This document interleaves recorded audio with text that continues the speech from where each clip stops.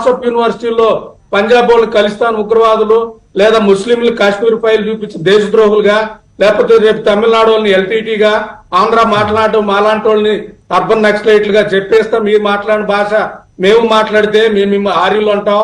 ఇవన్నీ మాట్లాడాలి, కానీ మేము కలిసి బతకాలి, ఏకత సాధించాలి, భిన్నత్వంలో ఏకత సాధించాలనేది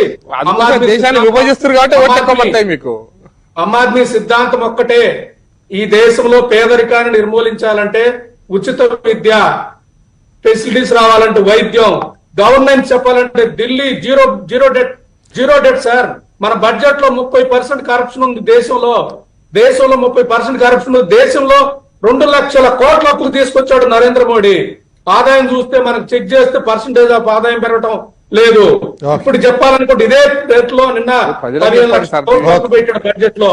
అంటే 2029కి 275 లక్షల కోట్ల అప్పు తీస్తే 20 లక్షల కోట్ల వడ్డీ, 22 లక్షల కోట్ల వడ్డీ అంటే మొత్తం 35 లక్షల కోట్ల ఆదాయం.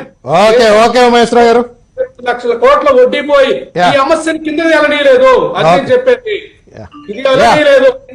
కార్పెంటర్ లెవెల్లో లేదా కార్పొరేటర్ లెవెల్లో 1 లక్ష స్కామో లేదా కింద లెవెల్లో స్కామో దాన్ని చూపించి మొత్తం ఢిల్లీ అంతా ప్రచారం చేసి వీళ్ళ తెలివితేటల్ని ఎదుర్కోవాలంటే దేశంలో కాంగ్రెస్ వల్ల కాదు.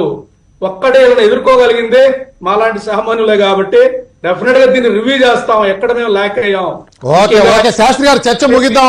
ఒక 2-3 మినిట్స్ లో మీ విషయం చెప్పండి. ఓవరాల్ గా ఫిగర్ అయితే